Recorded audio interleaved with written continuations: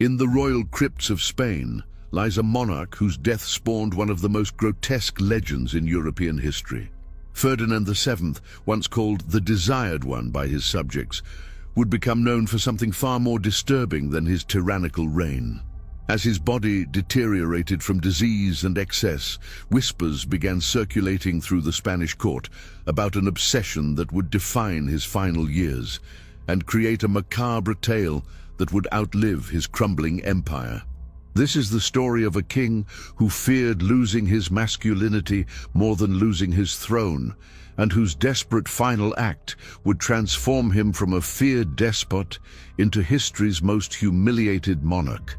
The year was 1833, and Ferdinand VII lay dying in the royal palace of Madrid.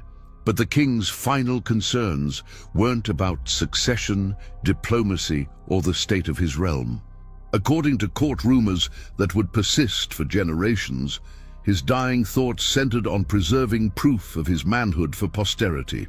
What emerged from those death chambers would become one of the most bizarre and degrading royal legends ever recorded, a tale of a preserved organ floating in formaldehyde, forever mocking the memory of a once powerful king. Ferdinand VII ascended to the Spanish throne in 1808, during one of the most turbulent periods in European history. Spain was caught between Napoleon's ambitions and internal political chaos, with the old Bourbon monarchy struggling to maintain relevance in a rapidly changing world. Ferdinand's early reign was marked by the Peninsular War, foreign occupation, and a complete upheaval of traditional Spanish society. The young prince, initially popular among those who opposed his father Charles IV's weak rule, would soon reveal himself to be far worse than the monarch he replaced. The political landscape of early 19th century Spain was defined by absolutist traditions, clashing with liberal Enlightenment ideals. Ferdinand represented the old guard, a monarch who believed in divine right, absolute power, and the suppression of any democratic movements. His subjects initially welcomed him as El Deseado, the Desired One, hoping he would restore Spain's former glory and independence. They could not have been more wrong about the character of the man they were crowning. Ferdinand's personality was shaped by years of court intrigue, family betrayal, and personal humiliation during the Napoleonic occupation. These experiences left him paranoid, vindictive, and obsessed with demonstrating his power and masculinity to a world that had repeatedly diminished him. The psychological wounds from his early years would manifest in increasingly disturbing ways as he aged, creating the conditions for the obsessions that would define his later life. The Spanish Empire during Ferdinand's reign was already in steep decline, having lost most of its American colonies and much of its international prestige. This context of national humiliation may have intensified Ferdinand's personal insecurities about his own power and masculinity. As his empire crumbled around him, his focus increasingly turned inward toward more personal and intimate concerns about his legacy and physical prowess. Ferdinand VII quickly established himself as one of Europe's most brutal, absolute monarchs, earning the hatred of liberals, intellectuals, and anyone who dared question his authority. His reign was characterized by systematic persecution, torture, and execution of political opponents. The Inquisition, which had been abolished during the liberal period, was restored with Ferdinand's enthusiastic support, becoming a tool for eliminating anyone suspected of harboring democratic ideals. The king's paranoia extended to every aspect of Spanish society. Universities were purged of liberal professors, newspapers were shut down or heavily censored, and a vast network of spies and informants monitored the population for signs of dissent. Ferdinand seemed to take personal pleasure in the suffering of his enemies, often attending executions and public punishments. This sadistic streak would later manifest in more intimate and disturbing ways as his physical condition deteriorated. Throughout the 1820s, Ferdinand's rule became increasingly erratic and cruel. The failed liberal revolution of 1820-1823 only intensified his persecution of any suspected opponents. Mass executions, imprisonment without trial, and torture became routine tools of governance. The king's court became a place of fear and sycophancy, where courtiers competed to demonstrate their loyalty through increasingly elaborate displays of submission and flattery. As Ferdinand aged, his cruelty took on more personal dimensions. Court observers noted his growing obsession with loyalty oaths, public demonstrations of submission, and elaborate ceremonies designed to reinforce his absolute authority. These rituals seemed to provide the aging king with psychological satisfaction that his failing body could no longer deliver through more traditional means. The monarch, who had once commanded armies, now found his power concentrated in the ability to humiliate and degrade those around him. By the late 1820s, Ferdinand VII's body began showing the effects of decades of excess, stress, and poor health habits. Contemporary accounts describe a monarch who had grown grotesquely obese, suffered from various skin conditions, and experienced increasing difficulty with basic physical functions. His face, once considered handsome in his youth, became bloated and disfigured by illness and overindulgence. The king, who had prided himself on his masculine appearance, was transforming into a physical caricature of royal decadence. Court physicians documented Ferdinand's declining health with growing alarm. He suffered from what modern doctors would likely diagnose as diabetes, heart disease, and various complications related to his obesity and lifestyle. More troubling for the king were the increasingly obvious signs of sexual dysfunction and impotence. For a monarch whose legitimacy partly depended on producing heirs and demonstrating masculine vitality, these physical failures represented an existential crisis. Ferdinand's response to his physical decline was to become increasingly obsessed with proving his masculinity through other means. He demanded that court ceremonies emphasize his virility and power, commissioned portraits that exaggerated his physical attributes, and insisted on detailed medical examinations that would document his continuing potency. Palace servants reported the king's growing preoccupation with his appearance and sexual capabilities, often spending hours examining himself in mirrors and demanding reassurance from physicians about his condition. The psychological impact of his physical decline cannot be overstated. Ferdinand had built his identity around being a powerful, masculine ruler who commanded respect through strength and fear. As his body failed him, his desperation to maintain this image intensified. Court observers noted increasingly erratic behavior, sudden rages followed by periods of deep depression, and an obsessive attention to any perceived slight or challenge to his masculine authority. Ferdinand's marital history reflected his growing anxieties about masculinity and succession. His first 3 wives died without producing surviving male heirs, creating a crisis of legitimacy that haunted the later years of his reign. Each failed marriage intensified his personal insecurities and his desperate need to prove his continued virility. The pressure to produce an heir became intertwined with his declining sexual function, creating a vicious cycle of anxiety and failure. His 4th marriage, to Maria Cristina of Naples in 1829, was viewed by many as a last desperate attempt to secure the succession and prove his continuing potency. The king, now in his mid-40s and significantly overweight and unhealthy, struggled to consummate this marriage successfully. Court gossip, which the king was acutely aware of, speculated openly about his sexual capabilities and the likelihood of producing an heir at his advanced age and poor health. The birth of Isabella II in 1830 provided Ferdinand with some relief, but also created new anxieties. Having only a female heir in a society that questioned women's ability to rule effectively meant that Ferdinand's masculine legacy remained in doubt. He desperately wanted a male heir, but was increasingly unable to perform the necessary functions to create one. This failure became a source of profound psychological torment that affected his behavior and decision-making. Ferdinand's treatment of his wife, Maria Cristina, reflected his sexual anxieties and growing paranoia.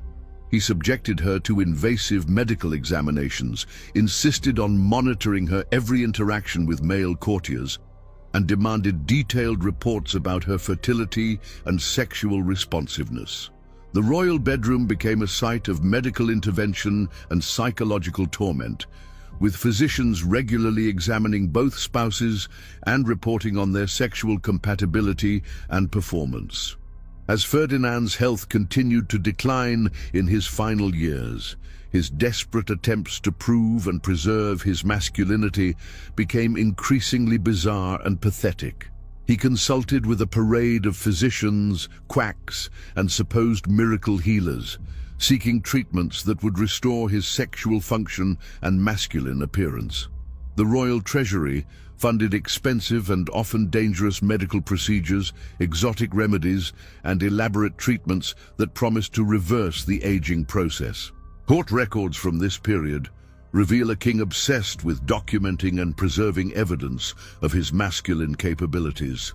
He commissioned detailed medical reports about his physical condition, insisted on measurements and examinations that would supposedly prove his continuing virility, and demanded that physicians provide written testimony about his sexual prowess. These documents were carefully preserved in the royal archives, suggesting that Ferdinand was already planning for his posthumous reputation. The king's behavior during his final years became increasingly erratic and embarrassing to those around him. He would subject visitors to uncomfortable discussions about his sexual capabilities, demand that courtiers acknowledge his continuing attractiveness and masculine appeal, and fly into rages when anyone suggested that his health was failing. Foreign diplomats reported being shocked by the Spanish king's inappropriate behavior and obvious psychological distress. Ferdinand's desperation reached new heights as he realized that his death was approaching.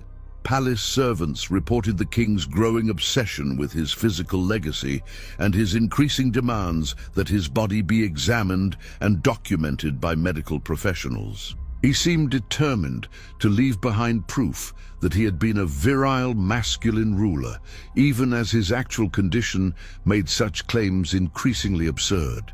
In September 1833, as Ferdinand VII lay dying from what physicians diagnosed as a combination of ailments related to his lifestyle and declining health, the most disturbing chapter of his reign began to unfold.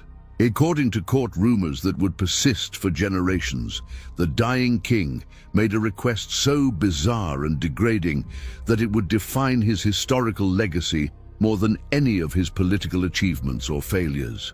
Witnesses claimed that Ferdinand, in his final delirium, became obsessed with the idea that his enemies would claim he had died as less than a man. His years of sexual dysfunction, impotence, and physical decline had apparently created such deep psychological wounds that even approaching death could not diminish his desperate need to prove his masculinity. The specific details of his final request would become the subject of whispered conversations in royal courts across Europe. According to the persistent legend, Ferdinand VII requested that his male organ be preserved after his death as proof of his masculine capabilities.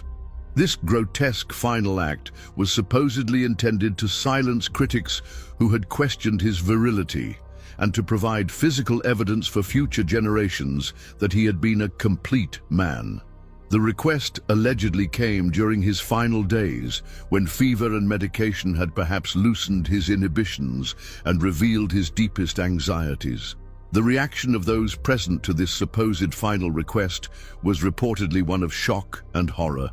Even in an age when royal behavior was often eccentric and disturbing, Ferdinand's alleged obsession with preserving his genitalia struck observers as particularly pathetic and degrading. The dying king's inability to distinguish between political legacy and sexual prowess revealed the depth of his psychological deterioration and the extent to which his personal insecurities had consumed his identity as a monarch. Ferdinand VII died on September 29, 1833, at the age of 48, leaving behind a legacy of tyranny, failure, and personal humiliation that would be remembered long after his political achievements were forgotten. His death marked the end of absolute monarchy in Spain and the beginning of a new era of liberal government. But for Ferdinand, the most lasting legacy would not be political, it would be the grotesque rumors that emerged from his deathbed. The legend of Ferdinand's preserved organ spread rapidly through European society, becoming a source of both fascination and disgust among those who heard it. According to the persistent rumors, the king's final request had been carried out, and somewhere in the depths of the royal palace, a jar containing the monarch's genitalia floated in formaldehyde as a testament to his desperate need for masculine validation. Whether or not the preservation actually occurred, the story itself became a powerful symbol of Ferdinand's pathetic final years and his complete failure as both a king and a man. The image of the once feared tyrant, reduced to having his manhood preserved in a jar, captured perfectly the absurdity and degradation of his reign. The king who had terrorized Spain for decades would be remembered primarily for this final act of desperate humiliation. The spread of this legend was facilitated by the hatred that Ferdinand had earned during his reign. His former subjects, who had suffered under his tyranny, found a kind of poetic justice in the story of their tormentor's final humiliation. The preserved organ became a symbol of divine retribution, the tyrant king reduced to a grotesque curiosity, his legacy floating in preservative fluid rather than residing in the hearts and minds of a grateful nation. The story of Ferdinand VII's preserved genitalia became one of the most persistent and widespread legends in European royal history, passed down through generations of courtiers, historians, and gossips who found in it the perfect symbol of royal decadence and masculine insecurity.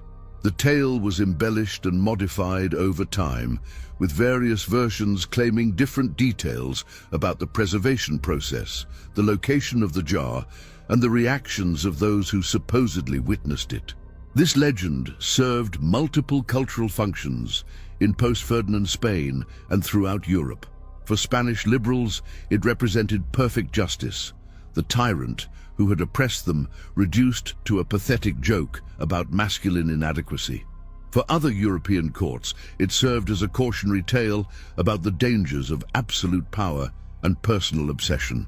The story became a favorite among those who wanted to criticize monarchical excess and the psychological damage caused by unlimited authority. The persistence of this legend also reflects broader cultural anxieties about masculinity, power, and mortality that resonated with audiences across different periods and societies. Ferdinand's supposed obsession with preserving proof of his manhood spoke to universal fears about aging, sexual decline, and the loss of masculine identity. The grotesque nature of his alleged final request made it both memorable and symbolic of deeper human weaknesses. Over time, the story of Ferdinand's preserved organ became detached from its historical context and transformed into a broader cultural myth about the dangers of vanity, the absurdity of power, and the ultimate futility of trying to control one's legacy after death. The king, who had desperately wanted to be remembered as a masculine, powerful ruler, instead became a figure of ridicule, whose name was associated with one of the most humiliating legends in royal history. From a historical perspective, the legend of Ferdinand VII's preserved genitalia reveals more about the cultural attitudes and psychological dynamics of early 19th century European society than it does about the actual events surrounding the king's death. Whether or not the preservation actually occurred, the persistence and widespread acceptance of the story demonstrates the degree to which Ferdinand had failed as a monarch and the extent to which his subjects desired his humiliation. Modern historians approach this legend with appropriate skepticism, noting that many of the details come from unreliable sources, and that the story may have been exaggerated or entirely fabricated by Ferdinand's enemies. However, the historical evidence does support the broader narrative of Ferdinand's physical decline, sexual dysfunction, and growing psychological instability during his final years. Contemporary medical records and court observations confirm that the king suffered from various ailments that would have affected his sexual function and physical appearance. The psychological profile that emerges from historical records is consistent with someone who might have been obsessed with preserving proof of his masculinity. Ferdinand's documented paranoia, his desperate attempts to maintain absolute power despite obvious failures, and his increasing focus on personal rather than political concerns all suggest a man whose identity was deeply invested in masculine performance and public perception. What makes this legend particularly significant from a historical standpoint is how it encapsulates the broader themes of Ferdinand's reign and the transition from absolute to constitutional monarchy in Spain.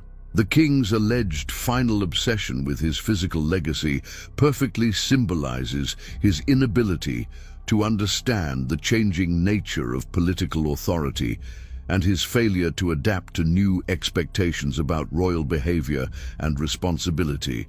The story of Ferdinand VII's final humiliation serves as a powerful reminder of how personal obsessions and psychological weaknesses can ultimately define a historical legacy more powerfully than political achievements or failures. The king who had ruled Spain with an iron fist, who had restored the Inquisition and persecuted thousands of political opponents, is now remembered primarily for a grotesque legend about his preserved genitalia floating in a jar. This transformation of Ferdinand's legacy from that of a feared tyrant to a pathetic figure of ridicule demonstrates the ultimate futility of trying to control one's historical reputation through force and intimidation.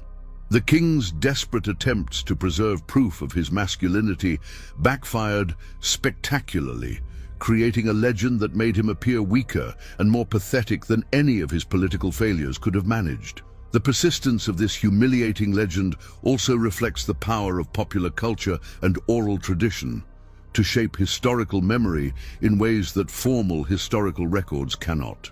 While official histories might focus on Ferdinand's political decisions and their consequences, the story that has endured in popular consciousness is one of personal degradation and psychological collapse.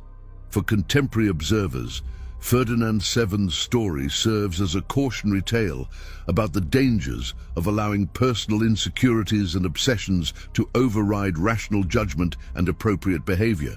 The king's inability to accept his physical limitations and aging process led him down a path of increasingly desperate and ultimately self-destructive actions that destroyed whatever positive legacy he might have hoped to leave behind. The legend of Ferdinand VII stands as one of history's most vivid examples of how personal psychological dysfunction can transform a powerful ruler into a figure of lasting ridicule and contempt. Whether or not the grotesque details of his final request actually occurred, the story has endured because it perfectly captures the absurdity and tragedy of a man whose desperate need to prove his masculinity ultimately destroyed any possibility of being remembered with dignity or respect. Ferdinand's tale resonates across centuries because it speaks to universal human fears about aging, inadequacy, and the loss of power and virility.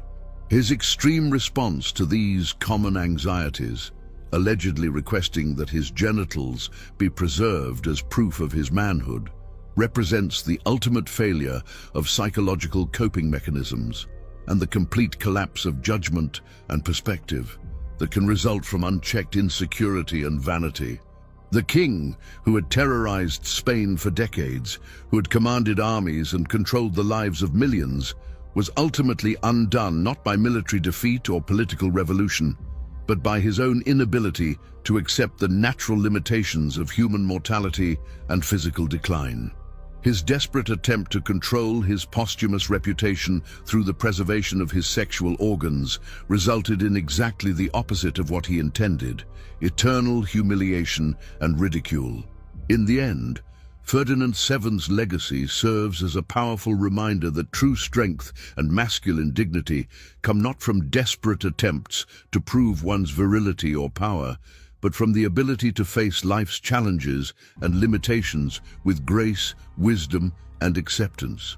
The king who could not accept his own mortality and physical decline became immortal in the worst possible way, as a cautionary tale about the price of allowing personal insecurities to consume one's identity and judgment.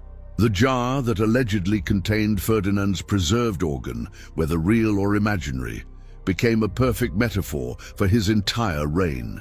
A grotesque spectacle preserved in formaldehyde, serving as a permanent reminder of the dangers of unchecked power, personal obsession, and the ultimate futility of trying to control one's legacy through force, intimidation, or desperate final gestures. The king, who wanted to be remembered as a powerful masculine ruler, instead became history's most humiliated monarch, his name forever associated with one of the most degrading legends in European royal history.